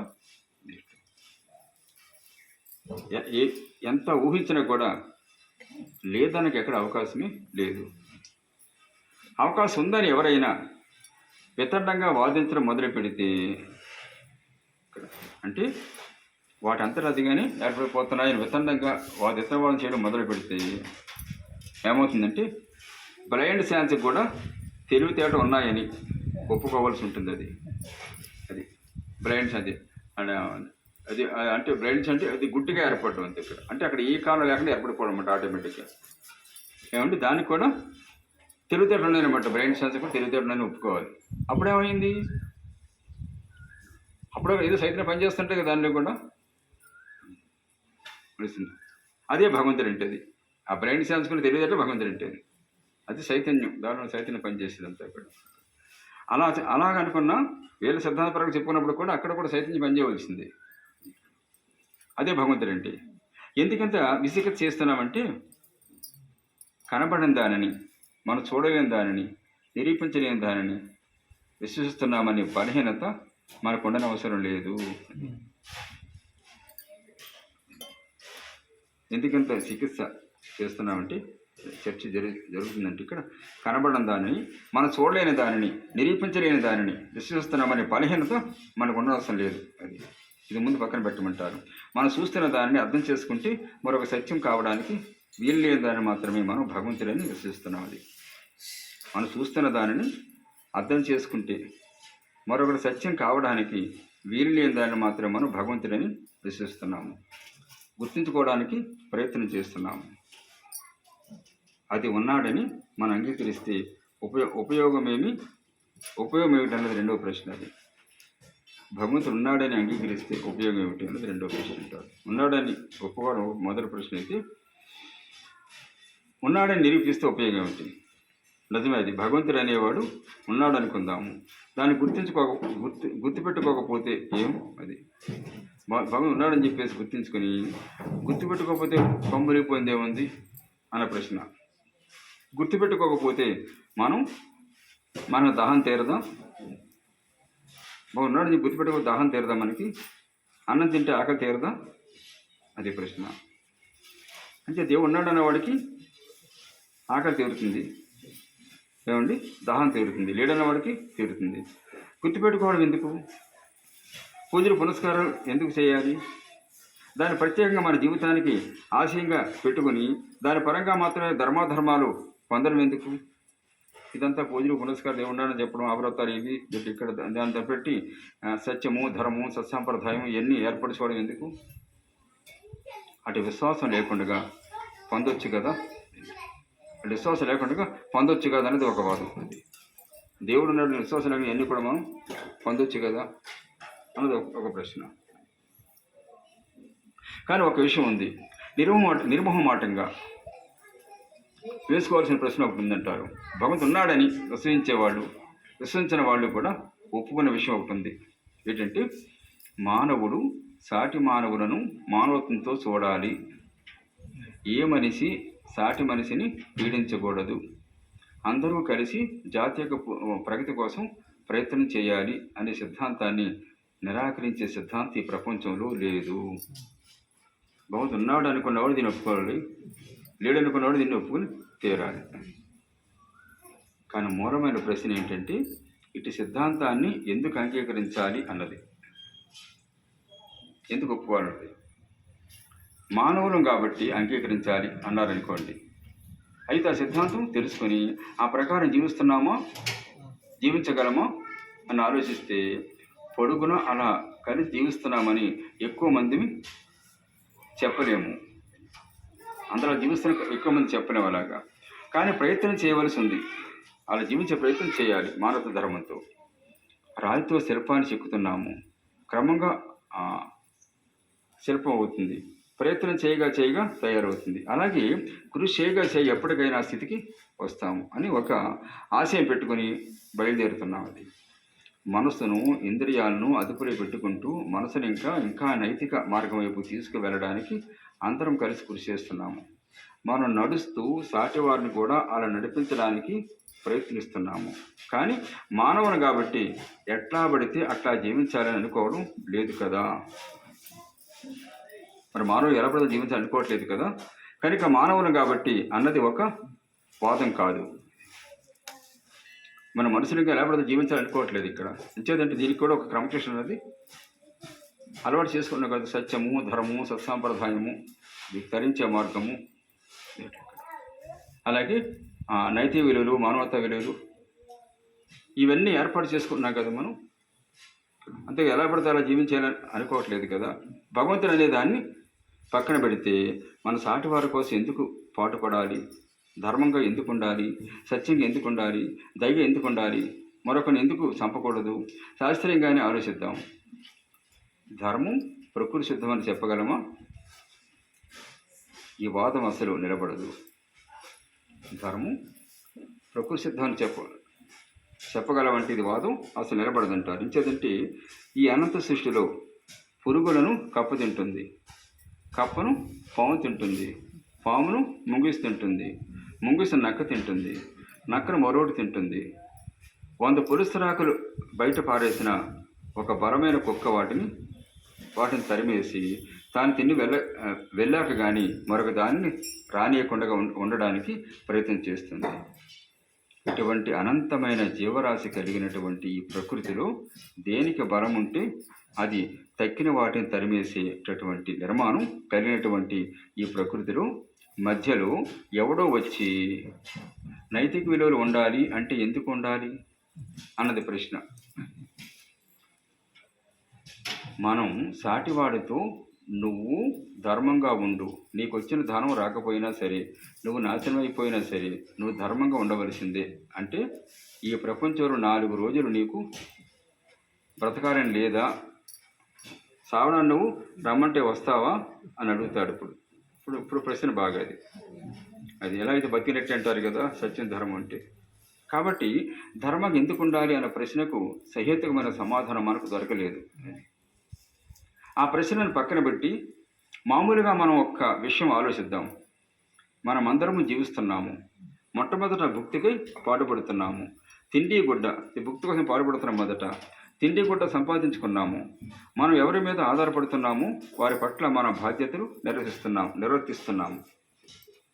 మనం ఎవరి మీద ఆధారపడుతున్నాము, వారు మన బాధ్యత నిర్వర్తిస్తున్నాం మనం. ఇది మన జీవితం యొక్క ప్రధాన లక్ష్యం. ఇవన్నీ సాధించాక అందరం కలిసి సమాజానికి ఏమైనా చేయగలమా అని ఆలోచిస్తున్నాము. అందరూ కాకపోయినా కొందరు అట్లా తాపత్రయపడే వాళ్ళు ఉంటారు ఈ సమాజం కోసం. ఈ సమాజాన్ని ఇంకా బాగుండేలా చేయగలమేమోనని ఆలోచించే వాళ్ళు ఉంటారు. తిండి గుడ్డ ఆశించడం అనేది సృష్టిలోని ప్రతి జీవికి ఉంది, మానవునికి ఉంది. ఈ రెండు ఉన్నాక బాధ్యత నిర్వర్తించాలి. తిండి గుడ్డ ఉన్నాక ఆ బాధ్యత నిర్వర్తించడం పూర్తయ్యాక మానవుడు అంతటితో ఆగడం లేదు, ఇంకా తాపత్రయపడితేనే ఉంటాడు. నాకు వస్తున్నది చాలు, ఇంతకంటే శ్రమపడ్డం ఎందుకు, నాకు సరిపడినంత ఉన్నది కదా అని ఒకడు అనుకోవచ్చు. కానీ అతడు శ్రమపడడం ఇష్టం లేక మాత్రమే అలా భావించవచ్చు ఒకడు. కానీ ఏదో ఒక దానికోసం ప్రయత్నం చేయని వాడు, తాపత్రయపడ్డవాడంటూ ఉండడు. కాబట్టి జీవించడమే జీవిత లక్ష్యం అయితే మానవులందరూ ఏదో ఒక దానిని పొందడానికి ప్రయత్నం చేస్తున్నారు. ఇప్పుడు జీవించడమే జీవిత లక్ష్యం అయితే మానవులందరూ ఏదో ఒక దాన్ని పొందడానికి ప్రయత్నం చేస్తున్నారు. ఎందుకోసం? తృప్తి కోసం ప్రయత్నం చేస్తున్నారు, శాంతి కోసం ప్రయత్నం చేస్తున్నారు అని చెప్పక తప్పదు. అది ఆలోచన లేకపోతే అలా జీవించాలనే ప్రయత్నం ఉండదు. ఎందుకంటే మనకు ఆ రెండు లభించలేదని తెలుసు కనుక. ఏది తృప్తి లభించలేదు, శాంతి లభించలేదు కనుక దానికోసం ప్రయత్నం చేస్తూనే ఉంటాం. ఏదే విధంగా ఇది చేస్తామంటే ఆ రెండు లభించలేదని తెలుసు కనుక మనకి. ఒకవేళ ఎవరైనా తనకు ఉందనుకుంటే కాసేపు ఊరికే కూర్చోమంటే తెలుస్తుంది అది. ఒకవేళ ఎవరైనా నాకు శాంతిగా ఉన్నాను అనుకున్నట్టయితే కొంతసేపు ఊరికే కూర్చోమంటే తెలుస్తుందట వాడికి. శాంతిగా ఉన్నాడు, తృప్తిగా ఉన్నాడు, కొంతసేపు ఊరిక అలా కూర్చోమంటే తెలుస్తుందట. కాసేపు కూర్చోగానే వాడికి బోరు కొడుతుంది. అబ్బే కూర్చోలేకపోతున్నాం, లేకపోతే ఎలాగెళ్ళి వస్తాను ఏమండి, లేదా టీవీ పెట్టు, లేకపోతే ఏమన్నా చెప్పినారు కబుర్లు ఉంటాడు. తృప్తి శాంతి ఉంటే ఈ బాధ ఎందుకు? ఇదంతా అక్కర్లేదు కదా ఇంక అసలు. ఏదో ఒకటి చేయాలని అనిపిస్తుంది. ఎందుకంటే అట్లా ఏదో ఒకటి చేస్తేనే తప్ప తృప్తి శాంతి ఉండదు. కాబట్టి తృప్తిగా ఉండడం కోసం, శాంతిగా ఉండడం కోసం ఏదో ఒకటి చేస్తూ ఉండాలి. భుక్తికి మించి మనం ఏమి చేసినా సరే అది ఈ తృప్తి శాంతి కోసమే. అది భుక్తికి మించి మనం ఏం చేసినా సరే తృప్తి శాంతి కోసమే. ఒక డబ్బు కూడబెడుతున్నాడంటే డబ్బు కూడబెట్టడం ద్వారా లేమనేది లేకుండా ఉంటే తృప్తి శాంతి ఉంటుందని భావిస్తున్నాడు కనుక దానికోసం పాటుపడతాడు. డబ్బు ఉంటే హ్యాపీగా హాయిగా ఆనందంగా ఉండొచ్చు అన్న భావన. అలాగే అధికారుల కోసం తాపత్రపడే వాళ్ళు ఉన్నారు. మరొక దానికోసం తాపత్రపడుతుంటారు. ఇలా ఎవరెన్ని చేసినా సరే వాటిల్లో తృప్తి శాంతి ఉంటుందన్న ఉద్దేశంతోనే చేస్తున్నారు. కాబట్టి అందరి చరమ లక్ష్యం మాత్రం ఒకటే, చివరి లక్ష్యం ఒకటే. కానీ ఇన్ని కోట్ల మంది మానవులు ఇన్ని దేశాలలో అనాదిగా ప్రయత్నాలు చేస్తున్నప్పటికీ ఎంతమందిలో తృప్తి శాంతి నాకు ఉన్నాయని వాళ్ళు ఎంతమంది ఉన్నారు? ప్రశ్న. నేను తృప్తిగా శాంతిగా ఉన్నానని అన్నవాళ్ళు ఎంతమంది ఉన్నారు మానవుల్లో? రాజు నుంచి పేదవారికి కూడా. కాబట్టి మనమంతా కూడా జీవిస్తున్నది ఎందుకో ఇప్పుడు జాగ్రత్తగా గమనిద్దామంటారు. అది జీవిస్తున్నాము. చెప్పుకున్న విషయాన్ని తిరిగి ఒకసారి జ్ఞాపకం చేసుకుందాము. తిండి గుడ్డ తప్పిస్తే ఆపై చేసిన ప్రయత్నాలన్నీ తృప్తి శాంతి కోసం మనం చేసే అన్వేషణ అన్నామది. తిండి గుడ్డ కోసం తప్పిస్తే ఇది కనీస అవసరాలే తిండి గుడ్డ అన్నది. ఆ పై చేసిన ప్రయత్నాన్ని కూడా తృప్తి శాంతి కోసం మనం చేసే అన్వేషణ అని చెప్పుకున్నాం. అది వివాహం చేసుకున్నాము. ఎందుకని? తోడు కావాలి. నా అనేవాళ్ళు, నన్ను కావాలనుకునే వాళ్ళు కొంతమంది కావాలని ఉంది. లేకపోతే అశాంతి, ఒంటరితనం. కాబట్టి అందుకోసం వివాహం. తృప్తి శాంతి కోసమే మనం సంసారం కావాలనుకుంటున్నాము. అది అందుకోసం సంసారం ప్రవేశించాము. సరే, సంసారం కావాలనుకున్నాము. అది బరువు బాధ్యతతో పడేసింది. అది సంసారం తీసుకెళ్ళి వాటిని భరిస్తావు. ఎందుకని? ఒకానొక నాటికి పిల్లలు పెద్దవాళ్ళు అయితే వాళ్ళ కాళ్ళ మీద వాళ్ళు నిలబడితే అప్పుడు వాళ్ళు మనకు కావలసినవన్నీ చూస్తూ ఉంటే తృప్తి శాంతి ఉండవచ్చు అన్న ఆశతో జీవిస్తున్నాం. ఇది రెండో స్టెప్. కాబట్టి జీవనం కూడా దానికోసమే, బతకడం కూడా దానికోసమే. ఎవరి కోసం? పిల్లల కోసం, వాళ్ళ కోసం. అలా కాక ఎవరికైతే ఈ జీవితంలో తృప్తి శాంతి రాదు అని నిర్ధారణ అవుతుందో, ఈ జీవితానికి తృప్తి శాంతి లేదు అని నిర్ధారణ అయిపోతుందో వాడికి మూడే పద్ధతులు ఉంటాయి. ఒకటి ఏంటంటే, ధైర్యం గలవాడు అయితే ఆత్మహత్య చేసుకుంటాడు. ధైర్యం ఉన్నవాడు ఈ జీవితంలో తృప్తి శాంతి లేదు అని నిర్ధారణ అయిపోయినప్పుడు ధైర్యం ఉంటే ఆత్మహత్య చేసుకుంటాడు. తృప్తి శాంతి లభించినప్పుడు ఈ చాకిరీ దేనికి? తిండి గుడ్డ ఆరోగ్యం ఇల్లు వాకిలి భార్య పిల్లలు వీటన్నింటి కోసం వెట్టి చాకిరీ చేసిన తృప్తి శాంతి రాదు అని నిశ్చయంగా తెలిసినప్పుడు ఇక జీవించడం దేనికి అనిపిస్తుంది. ఎన్ని చేసిన తృప్తి శాంతి రానప్పుడు, నిశ్చయంగా తేలిపోయినప్పుడు ఇంక జీవించడం దేనికి అనిపిస్తుంది. అందుకని ధైర్యం గలవాడు ఆత్మహత్యకు పాల్పడతాడు. అంత ధైర్యం లేని వాడికి ఆలోచించి జీవితం అర్థం లేనిదిగా తోస్తుంది. వాడికి చనిపోయే ధైర్యం లేని వాడికి ఆలోచించి జీవితం అర్థం లేనిదిగా తోస్తుందన్నమాట. వాడికి దానితో మతిస్థిమితం తప్పుతుంది. ఆ ఆలోచనలు ఒక స్థాయి వరకు ఉన్నప్పుడు జీవితం వ్యర్థంగా అనిపించి నిరాశ నిస్పృహలకు లోనవుతాడు. అది ఒక స్థాయి తప్పినప్పుడు పిచ్చిగా తయారవుతాడు. ఇక్కడ ఒక స్థాయి దాటిపోతే అది పిచ్చిగా పరిణమిస్తుంది అనమాట. మతిస్థిమితం తెలియని పరిస్థితి వచ్చేస్తుంది అనమాట. ఇక అంతగా ఆలోచించిన వాడు, చనిపోయేందుకు ధైర్యం లేనివాడు ఆ సంగతి సాధ్యమైనంత వరకు మర్చిపోయేందుకు ప్రయత్నిస్తాడు. ఈ విషయం సాధ్యమైనందుకు మర్చిపోవడానికి ప్రయత్నం చేస్తాడు. ఒక్కొక్కడు కాస్త ఆధ్యాత్మికంగా తయారవుతాడు. ఒక్కొక్కడు ఆధ్యాత్మికంగా అది ఆ దైవ మార్గంలోకి వెళ్ళే ప్రయత్నం చేస్తాడు. ఎందుకంటే మన సంగతి మనం మర్చిపోవలసిన స్థితి ఏర్పడుతుంది. అది మన సంగతి మనం మర్చిపోవాల్సిన స్థితి ఏర్పడుతుంది. దీన్నే మనం కాలక్షేపం అంటాం. అది ఎందుకు తాగుతున్నావురా? ఏం చేస్తాం? మనశ్శాంతి లేదు. ఎందుకు ప్యాకెట్ ఆడుతారు? ఏం చేస్తాం? మనశ్శాంతి లేదు. ఎందువల్ల తిరుగుతుంటే కాలక్షేపం అంటే. కాలమును మరుగుపరచుట, నిక్షేపించుట. క్షిప్ అనే పదానికి మరుగుపరచిన అర్థం ఇక్కడ. కాలక్షేపం అంటాం కదా, క్షిప్ అనే పదాన్ని మరుగుపరచిన అర్థం క్షిప్ అనే పదం. కాలక్షేపం అంటే ఎంతకాలం గడిచిందన్న సంగతి మన నుంచి మరుగుపడడం. అది సమయం తెలియకుండా పోవడం అంటే మనకు తెలియకుండా పోవడం అనమాట. అది సినిమాకి వెళ్ళి కూర్చుంటే కాలక్షేపం అవుతుందండి అంటాం.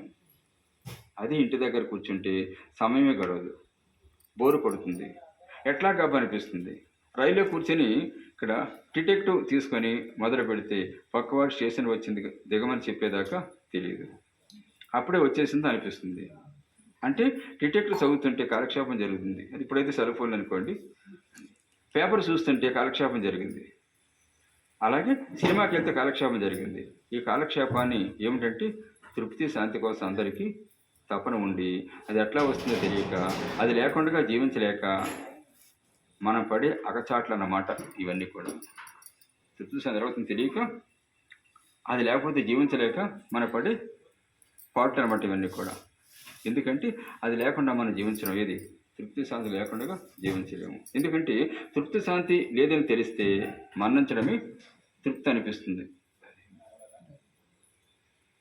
తృప్తి శాంతిని పొందడానికి మాత్రమే మనిషి జీవించడానికి విలువనిస్తాడు. అది తృప్తి శాంతిని పొందడానికి మాత్రం మన జీవితం విలువ ఇస్తాడు. తృప్తి శాంతి లేదనుకున్నప్పుడు జీవితానికి విలువ ఇవ్వడు, వ్యర్థం అనుకుంటాడు జీవితాన్ని.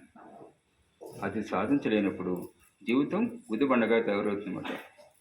ఆ తృప్తి శాంతి లేనప్పుడు, దాని ఆశ లేనప్పుడు గుదిబండ తయారైపోతుంది జీవితం. ఎందుకు వచ్చిన బతికి అనిపిస్తుంది. అందుకని విసిరి పడతాడు జీవితాన్ని. అందుకని తృప్తి శాంతి కోసం ఉండే కోరిక, జీవించడానికి ఉండే కోరిక అంటే ప్రియమైందంటారు అన్నమాట. తృప్తి శాంతి కోసం ఉండే కోరికట జీవించడానికి ఉండే కోరిక కన్నా చాలా ఇష్టమైందట, ప్రియమైందట. జీవితాన్ని ప్రేమిస్తున్నామంటే తృప్తి శాంతిని పొందే సాధనం కింద మాత్రమే. జీవితం ప్రేమిస్తున్నామంటే తృప్తి శాంతిని పొందే సాధన క్రింద మాత్రమే మనం ఉపయోగించుకుంటున్నాము ఏంటి జీవితాన్ని. అంటే జీవితం ప్రేమిస్తున్నాం, అట్లా రసించి అనుసరిస్తున్నాము. ఆ తృప్తి శాంతి దొరుకుతుందనే ఆశతో ముందుకి ప్రయాణం చేస్తున్నాము. ఒకరికొక జబ్బు చేసింది, చాలా భయంకరమైన జబ్బు, దానికి మందులు లేవు, ఆ బాధ భరించడం కష్టమే. అప్పుడు డాక్టర్లు ఏం చేస్తారు? నొప్పి తెలియకుండా ఉండడానికి మాత్రలు వాడుతుంటారు, నొప్పి తెలియ ఉండడం కోసం మాత్రం వాడుతుంటారు. అంతకుమించి గత్యంతరం లేదు. అట్లాగే మన జీవితంలో కూడా క్షణం నుంచి క్షణం వరకు దుర్భరమైన జీవిత కాలగతిని నిక్షేపం చేసుకోవడానికి ఉండే కాలక్షేపాలు మనకు ఆవశ్యకము అన్నదానికి రుజువు అంటారు అన్నమాట. కూడా చేదేంటి మన అశాంతి బయటపడడం కోసము రకరకాల అవగాహన కల్పించుకుంటూ కాలం తెలియకుండా గడిపేసే ప్రయత్నం చేస్తుంటారు. మన తృప్తి శాంతి లేకపోతే జీవించలేమనడానికి ఆ తృప్తి శాంతిని మనం ఎన్ని చేసినా పొందడం లేదు సరికదా. ఏ తృప్తి శాంతిని వస్తాయని ధనం కూడబెట్టాము, ఏ తృప్తి శాంతిని వస్తాయని ధనం కూడబెట్టాము, అది వచ్చిన దగ్గర నుంచి సమస్యలు పెరుగుతాయి కానీ తరగడం లేదు. చాలామంది ఆశ అది కదా, ధనం ఎక్కువ సంపాదిస్తూ తృప్తి శాంతి వచ్చిన ఆశతో శరీరాన్ని పనులు చేస్తూ అక్కడ ధనాన్ని కూడబెట్టే ప్రయత్నం చేస్తారు. అది వచ్చిన తర్వాత శాంతి ఉంటుందంటే అక్కడి నుంచి సమస్యలు పెరిగిపోతుంటాయి. అంతా కూడా అదొక పెద్ద సమస్య అయిపోతుంది. డబ్బు లేకపోతే ఒక భయం, ఉంటే ఒక భయం, డబ్బు ఉంటే ఒక భయం. డబ్బులున్నాయని తెలిసాక మన పిల్లలే చెడిపోవడం మొదలు పెడతారు. దానికోసం ఆశించే వారంతా మన పిల్లల చుట్టూ చేరి కలబొల్ల మాట చెప్పి మొత్తం కాజేయాలని చూస్తుంటారు. తీసుకుని వెళ్ళగొట్టను వచ్చు కొంతమంది అయితే ధనం లాక్కొని. ఇన్ని చిక్కులు తెచ్చిపెడుతుంది ఆ డబ్బు. మరి దానివల్ల సుఖశాంతులు ఉంటాయనుకోవడం ఎలా? అన్ని విషయాల్లోనూ ఇలానే ఉంటుంది. ప్రపంచంలో దేన్ని తీసుకున్నప్పుడు కూడా ఇదే పరిస్థితి.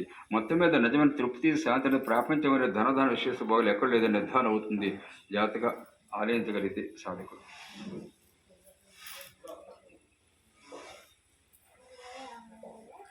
ఒక రాజకుమారుడు శ్రీకృష్ణతో లేకుండా హాయిగా ఉన్నాడు. కానీ వాడికి ఎట్లా అలవడిందో కానీ దొంగతనం చేయడం అలవడింది. రాజుగారి కొడుకు కదా, వాడికి లేనిదేముంది. కానీ ఎక్కడికి వెళ్ళినా ఏదో ఒకటి దొంగతనం చేసి తీసుకువస్తాడు. అది చిత్రం. ఏ చిన్న వస్తువైనా సరే దొంగిలించి తీరవలసిందే, అది వాడి గుణం. ఈ సంగతి రాజుగారికి తెలిసింది. ఆ అలవాటు మార్పించడం కోసం ఎన్నో ప్రయత్నాలు చేశాడు, దొంగతనం అలవాటు మార్పించడం కోసం. కానీ మార్పించలేకపోయాడు. రాజుగారికి అదొక సమస్యగా తయారైంది. రాజుగారి కొడుకు పత్తి దొంగిలిస్తాడంటే అని ప్రెస్టేజ్ కదా, సమస్యగా తయారైంది. చివరికి ఆయన తన కుమారుని అలవాటు మానిపించిన వాడికి అగ్రహారం ఇస్తానని దేశమంతటా సాటింపేయించాడట. అది నా కొడుకు చేత దొంగతనం మానిపిస్తే ఒక ఊరు రాహిచ్చేస్తానని చెప్పాడన్నమాట. రాజుగారు దేశం అంతా టంకేయించాడు. అయితే చాలామంది భయపడ్డారు ప్రయత్నం చేయడానికి. అతనికి దొంగతనం మానిపించగలిగితే అగ్రహారం వస్తుంది, ఒకవేళ మానిపించకపోతే శిక్ష తప్పదు కదా. మానిపించకపోతే శిక్ష తప్పదు, రెండు ఉన్నాయి. అందుకని ముందుకు రావడానికి అందరూ భయపడ్డారు. కానీ ఒక ఆయన మాత్రం నేను మానిపిస్తాను అని సాహసించి ముందుకు వచ్చాడట. కొన్నాళ్ళు అతని వెంట ఉండి అతని అలవాట్లు గుణగణాలు గమనించాడు. ఆ వ్యక్తి రాజకుమారుడు వెంట ఉండి అతనిలో గుణం కనిపించింది. ఏంటంటే అతడు ఏదైనా చెయ్యను అని అన్నాడంటే చెయ్యడు. ఇదే గుణం. చేయనంటే మరి చెయ్యడు. ఆ ఒక్క గుణం ఆలంబనంగా దొరికింది అతనికి. అంతే చాలు అతనిని ఈ దొంగతనం చేసే అలవాటు నుంచి బయట పడవేయచ్చని తెలిసి ఆయన తన వెంట ఆ పిల్లవాడిని తీసుకొచ్చి దగ్గర ఉంచుకున్నాడు. ఆ వ్యక్తి రాజకుమారుని. తర్వాత ఒక పుట్టినరోజు సందర్భం చూసుకొని అతన్ని పిలిచిన ఆయన, నా పట్ల ఇంత భక్తి శ్రద్ధలతో ఉన్నావు కదా, మరి నా కోసం ఈ సందర్భంగా దొంగతనం చేయడం మానేయి అన్నాడు. ఆ బిడ్డను బాగా మచ్చిక చేసుకుని బాగా సఖ్యంతో ప్రేమగా చూసుకుంటూ అన్నాడు, నా కోసం ఎంత ఈ అన్నాడు కదా, నా పట్ల ఎంతో భక్తులతో ఉన్నావు కదా నువ్వు, నా కోసం ఈ సందర్భంగా ఇప్పుడు సందర్భంగా దొంగతనం చేయడం మానేయి అన్నాడు. అప్పుడు అతడు గురువుగారు నమస్కారం చేసి, గురువుగారు నేను మాట ఇచ్చానంటే ప్రాణం పోయినా తప్పను, కానీ మీరేమన్నది మాత్రం నా వల్ల కాని పని అన్నాడట. కనుక మరి ఏమైనా చెప్పండి చేస్తానన్నట. అప్పుడు ఆ గురువుగారు ఆలోచించి, పోనీ బంగారు వస్తువులు మాత్రం దొంగతనం చేయనని మాట ఇవ్వు అన్నారట. బంగారు వస్తువులు మాత్రం దొంగ చేయని మాట ఇవ్వు చాలు అన్నారట. అందుకే అతడు ఒప్పుకొని మాట ఇచ్చాడు. పోనీ బంగారం ఒకటి కదా, మిగతా దొంగతనం చేయొచ్చాను. ఆ తర్వాత గురువుగారు మరో సందర్భం చూసుకొని వెండి వస్తువు దొంగతనం చేయవద్దని మాట తీసుకున్నారట. ఇంకో సందర్భం వచ్చారు. ఇలా క్రమక్రమంగా ఒక్కొక్క దాని గురించి మాట తీసుకొని మానిపిస్తూ వచ్చారు. ఇలా కొంతకాలం గడిచేసరికి పరిసర ప్రాంతాల్లో కనిపించేవన్నీ అన్నీ పూర్తయిపోయాయి. అది దేనికది దొంగ చేయని చెప్పేసి మాట తీసుకుంటూ వచ్చేసాడు. మొత్తాన్ని పూర్తయిపోయి ఎక్కడికైనా వెళ్ళినా కూడా అతడు ఏమీ తీసుకురావడం లేదు. ఇక పర్వాలేదు, వీడు దొంగతనం మానేశాడు అనుకుని ఆ గురువు గారు అతని రాజుగారికి ఇక అప్పగిద్దామని అతన్ని తీసుకుని బయలుదేరాడు. ఆ రోజుల్లో వాహనాలు లేవు, కాలినడక నిలవలసింది. అడవి మార్గాన్ని వెళ్తున్నారు. ఆ గురువుగారు కొంతమంది శిష్యులు ఉన్నారు. దారిలో ఒక శిష్యుని ఇంట రాత్రి బస చేశారు. రాత్రి మకాలు చేశారు. మళ్ళీ ఉదయమే బయలుదేరి వెళ్తున్నారు. దారిలో ఒకసారి ఆ రాజకుమారిని పై పంచకు ఏదో మూట కట్టి ఉన్నట్లు గురువుగారు గమనించారు. వెళ్తున్న దారిలో రాజకుమారుడు పై సంఖ్య అనమాట ఏదో మూట కట్టి ఉన్నట్లు గమనించారు. ఏమిటి అదని అడిగారు. అందుకు అతడు పూడిదండి గురువుగారు అన్నాడట. అదేమిటి, ఎందుకు తెచ్చావు అడిగారు గురువుగారు. అందుకు అతడు మీరు చెప్పిన వాటిల్లో బూడిద లేదు కదండి అన్నాడట. అందుకని అది పట్టుకొచ్చాను అన్నాడట.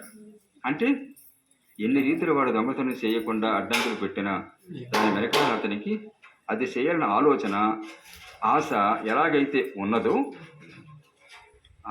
ఆశ మాత్రం పోలేదు. ఎలాగైతే ఉన్నదో మనం ఎన్ని చేసినప్పటికీ, ఎన్ని రకాల అడ్డంకులు వచ్చినప్పటికీ మనం చేసే పనుల వెనకాల తృప్తి శాంతులు పొందాలన్న ఆశ మాత్రం తప్పక ఉంటుంది.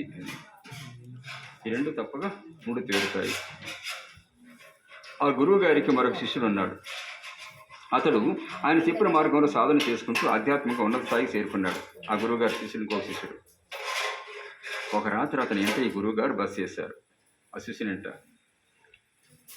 తన తన తన నా స్థాయికి తీసుకువచ్చిన గురువుగారికి గురుదక్షిణకు ఏదైనా సమర్పించుకోవాలని అతనికి అనిపించిందనమాట. శిష్యుడికి అనిపించింది గురువుగారికి దక్షిణించుకోవాలని.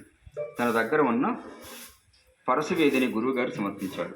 పరశువేది మని అంటారు కదా, దాన్ని కూడా సమర్పించాడు. కానీ గురువుగారు స్వీకరించలేదు. నాకేమి ఇవ్వనవసరం లేదు, నువ్వు ఆ స్థితిలో ఉండు చాలు, అదే నాకు గురుదక్షిణ అన్నారట. నువ్వు ఏ స్థితిని పొందావో స్థితిలో ఉండి సరిపోతుంది, అదే నాకు గురుదక్షిణ అన్నారట నిజమైన గురువు కనుక అన్నారు. అయితే శిష్యుడు ఊరుకోలేదు. మరొక శిష్యుని పక్కకు పిలిచి, నా దగ్గర పరశువేది ఉంది, దానికి ఏ లోహాన్నైనా తాకిస్తే బంగారం అవుతుంది.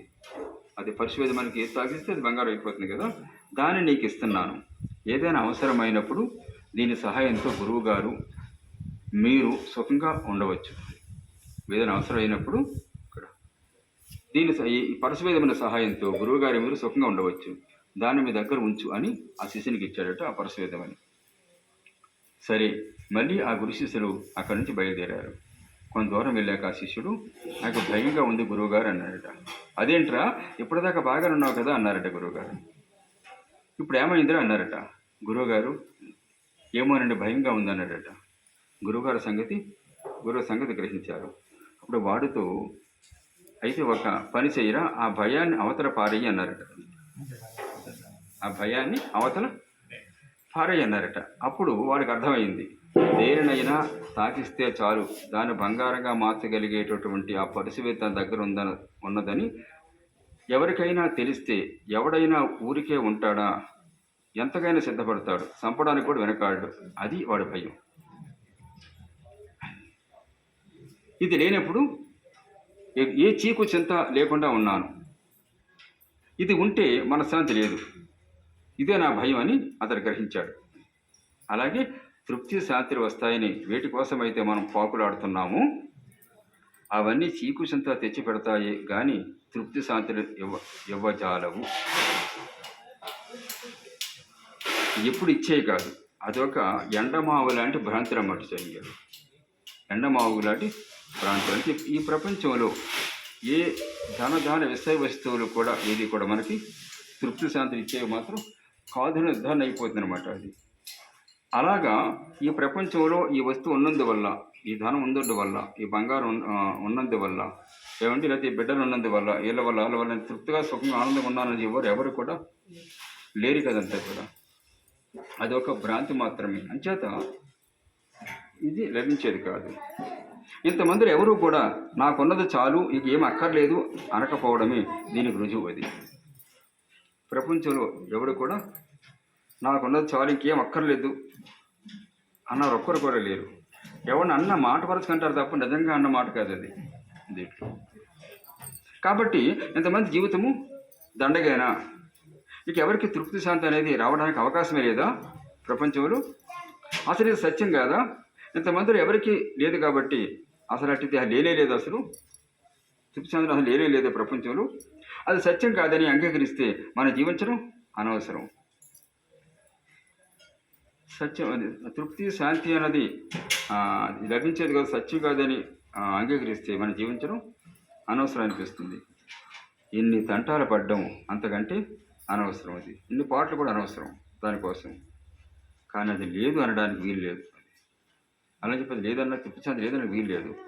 అలాగే తృప్తి శాంతి ఇంతమందికి రావడం లేదు కాబట్టి అట్టివి లేవంటే జీవించడానికి హేతువు లేకుండా పోతుంది. అది తృప్తి శాంతిని ఇంతమందికి రావడం లేదు కాబట్టి అట్టివి లేవంటే జీవించడానికి కారణం లేకుండా పోతుంది. ఇక్కడ ఎందుకు జీవిస్తారో అర్థం లేకుండా పోతుంది. అట్లా అనుకోవడం సమస్య నుండి పారిపోవడం అవుతుంది. అది అందుకని మన పెద్దలు ఏమన్నారంటే, ఈ తృప్తి శాంతులు వస్తాయని మనం పడే ఈ పాటల వలనే అసలు అధర్మము మొదలుగొనవి సమాజంలో వస్తున్నాయి, గమనించుకోమన్నారు. అది మన పెద్దలు ఏమన్నారంటే, ఇక్కడ ఈ తృప్తి శాంతులు వస్తాయని మనం పడే ఈ పాటల వలనే అసలు అధర్మం మొదలుగొని సమాజంలో ఉన్నాయి గమనించుకోమంటారు అన్నమాట. అంటే వీటి కోసము మన పడే తాపత్రయంలోనే ఇక్కడ అధర్మ ప్రవృత్తి ఏర్పడుతున్నమాట. ఇంత తిండి గుడ్డ కుటుంబ బాధ్యతలు నెరవేరితే చాలు అని దృష్టి పోయి ఇంకా సంపాదిస్తే తృప్తి శాంతులు వస్తాయని భ్రమించి భ్రమించబట్టి స్వార్థం పెరిగి అధర్మ మార్గాన్ని అవలంబిస్తున్నారు. మనిషి ఏంటంటే ఆ తృప్తి శాంతి అన్నది ఏంటంటే ప్రపంచ ధనాల విషయవస్తు భాగాల్లో లభిస్తాయని చెప్పేసి ఆశపడుతూ అటువంటి ఎంత ధనం సంపాదించేస్తే లేకపోతే ఇది సంపాదించేస్తే తృప్తిగా ఉండొచ్చు అని చెప్పేసి భ్రమిస్తూ దానికోసం సత్యాన్ని ధర్మాన్ని విస్మరించి అసత్యానికి అధర్మానికి అకృత్యానికి పాల్పడుతూ అనేక కర్మలు సిద్ధం చేసుకుని ఉండడం మనకి ఇంకా సంపాదించే తృప్తి శాంతులు వస్తాయని భ్రమించబట్టి స్వార్థం పెరిగి అధర మార్గాన్ని అవలంబిస్తున్నారు అని పెద్దలు చెప్పారు. అది స్వార్థంతో అధర్మాన్ని ప్రయత్నం చేస్తారు. ఇప్పుడు జరుగుతుంది అదే కదా. దానికోసం మనం ఎక్కువ చెప్పుకోవాల్సిన లేదంతా కూడా ధర్మాధరం పక్కన పెట్టి అసత్యానికి మానవుడు పాల్పడుతుంటారు. ఇక్కడ ఏంటి ఏ ధనం అయితే ఉంటే తృప్తి శాంతి ఉంటో అనుకుని భ్రమిస్తున్నాడు. దానికోసం ధర్మం విడిచిపెట్టేసి అధర్మంగా అసత్యానికి పాల్పడుతుంటాడు. అయినా తృప్తి శాంతి సాధ్యమవునా కాదా అన్న ప్రశ్నకు కూడా వారు సమాధానం చెప్పున్నారు. ఇక్కడ గాఢత పోతున్నప్పుడు అయితే ఎలాగా అయినా తృప్తి శాంతి సాధ్యమవునా కాదా అన్న ప్రశ్నకు కూడా వారు సమాధానం చెప్పుకున్నారు. ఎవరు? పెద్దలు. ఏటా సమాధానం అంటే గాఢనిద్ర పోతున్నప్పుడు స్వప్నమైనా లేని గాఢనిద్రలో ఎటువంటి తపన చింత లేదు చూసుకో అన్నారు. అది ఇక్కడి నుంచి అసలు విషయానికి వస్తాను. గాఢనిద్ర పోతున్నప్పుడు గాఢనిద్ర అంటే ఏంటి? స్వప్నం కూడా ఉండకూడదు.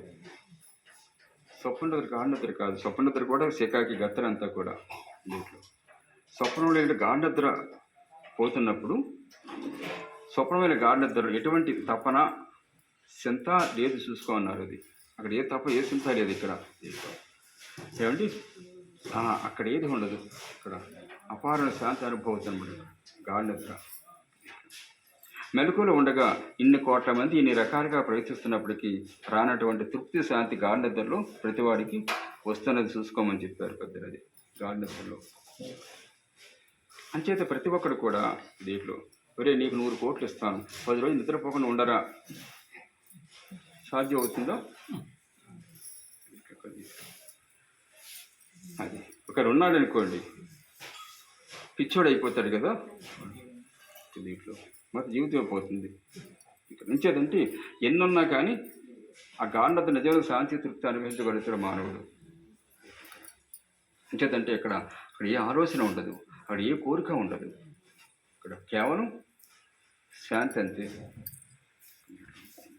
అది గాఢనిద్రలో అనుభవయ్యే శాంతి ఇంకెక్కడ మనకి బయట ప్రపంచంలో ఎక్కడ కూడా దొరకదు. ఇదమ్మా ఇది ఇక్కడి నుంచి మన ఆధ్యాత్మిక తీసుకునే ప్రయత్నించే ఇంతవరకు భౌతికంగా అన్నీ కూడా మనకి అనేక సార్లు చెప్పుకుంటూ వచ్చారు. అంటే ఎంతో చెప్పేది ఏంటంటే ప్రాపంచమైన ధనధాన విశ్వస్తు భాగాల్లో ఎక్కడా కూడా తృప్తి శాంతి అన్నది లేనే లేదు. ఇక్కడ ఎవరి వల్ల లేదు, బిడ్డ వల్ల లేదు, భార్య వల్ల లేదు, ఎవరి వల్ల లేదు, ధనం వల్ల లేదు, ఇల్లు వాకుల వల్ల లేదు, దేని వల్ల ప్రపంచ విషయాలు లేదు, దేని వల్ల తృప్తి శాంతి అనేది లభించేది కాదన్నది నిర్ధారణ అవుతుంది. వివేకంతో ఆలోచించగలిగినట్టయితే ఇంకెక్కడ ఉన్నదన్నది ఇప్పుడు తీసుకొస్తారు. ఇక్కడ అదే ఆధ్యాత్మికత అంటే అదే ఆధ్యాత్మికత. అంటే గాఢనిద్ర అనిపోయేది. గాఢనిద్ర మీద తృప్తి శాంతి అనేది మెలకువలో కూడా అనుభవించే ప్రయత్నమే సాధన ఆధ్యాత్మికత. మెలకువలో కూడా అంటే స్థితి పొందడం. దీంట్లో అదే మనం ధ్యానం అంటాం కదా. ధ్యానం అంటే ఏమిటి? ఏ ఆలోచన లేని స్థితి. ఈ ఆలోచన లేని ఒకానొక స్థితి. అక్కడ అగాఢమైన అపారమైన శాంతి అనుభవం అవుతుంది మానవుడికి. అక్కడ ఏ కార్యకారణం ఏది ఉండదు, ఈ ఆలోచన ఉండదు. అక్కడ అమృతులైనటువంటి దివ్యానందపోతే మానవుడికి సాధ్యం అవుతుంది. అక్కడ తీసుకొచ్చి చెప్పే ప్రయత్నం చేస్తారు. సరే, ఆ విషయం కూడా వచ్చేవారు సత్సం కూడా మరి ఎవరైనా చెప్పుకునే ప్రయత్నం చేయొచ్చమ్మా. ఇక్కడ సరిపెట్టవచ్చు సమయం. అది ఇక్కడి నుంచి మనకి ఆధ్యాత్మిక వైపు తీసుకొస్తున్నారు అన్నమాట. ఇంత కూడా అంటే ఇక్కడ నిత్య జీవితంలో సత్యం ఎందుకు, ధర్మం ఎందుకు, సత్సాంప్రదాయం ఎందుకు, సాధన ఎందుకు, ఏమైనా అనవసరం కదా. ఏమండి దేవుడు ఉన్నాడు అనుకుంటే ఒలిగింది ఏముంది, లేడు అనుకుంటే పోయింది ఏముంది? ఈ ప్రశ్నలన్నీ వచ్చేది నాస్తి నుంచి వచ్చేది ఏమో. అయితే ఇక్కడ అంతే ఇక్కడ ఏం చెప్పారంటే ఇక్కడ నిత్య జీవితం మనిషి ఎప్పుడు కూడా ఈ రెండు తృప్తి శాంతి కోసం తాపత్రపడుతుంటాడు. ఇక్కడ దానికోసం పాటలు పడుతుంటాడు. ఇక్కడ ఎన్ని పాటలు పడేసి వరకు వచ్చి అశాంతితోనే వెళ్ళిపోతున్నాడు. శాంతి అనేది వీడికి దొరకటం లేదు. అది బిల్ గేట్స్ దగ్గర నుంచి బెచ్చగాడ వరకు ఇదే పరిస్థితి. లక్షల కోట్ల పడగెత్తిన వాళ్ళ దగ్గర నుంచి బెచ్చగాడ వరకు అది పరిస్థితి. అది అసలు తృప్తి శాంతి ఎక్కడ ఉందనేది ఏంటంటే అది ఆధ్యాత్మికతలో ఉంది, దైవత్వంలోని నిజమైన తృప్తి శాంతి అనేది ఉంది. అది పొందే ప్రయత్నమే సాధన. అక్కడ నిర్హేతుకు ఉంది. ఇక్కడ ఏ కారణం లేకుండా నిజమైన తృప్తి శాంతిని అనుభవించగలుగుతాడు స్వయంగా దేవుడు. ఇక్కడ అటువంటి స్థితి ఎటువంటిది అనేది ఇక్కడ నుంచి మనకి తీసుకొచ్చి చెప్పే ప్రయత్నం చేస్తారు. ఆ విషయం గురించి వచ్చేవారు చెప్పి చదువుకొచ్చి ఇక్కడ సరిపెడుతున్నాము. సాయిరామ్. శ్రీ సచ్చిదానంద సద్గురు సాయినాథ్ महाराज की, श्री गुरुदेव दत्त को, सद्गुरु भरद्वाज महाराज की, श्री सीताराम बाबा जी महाराज की, श्री द्वारका माई की।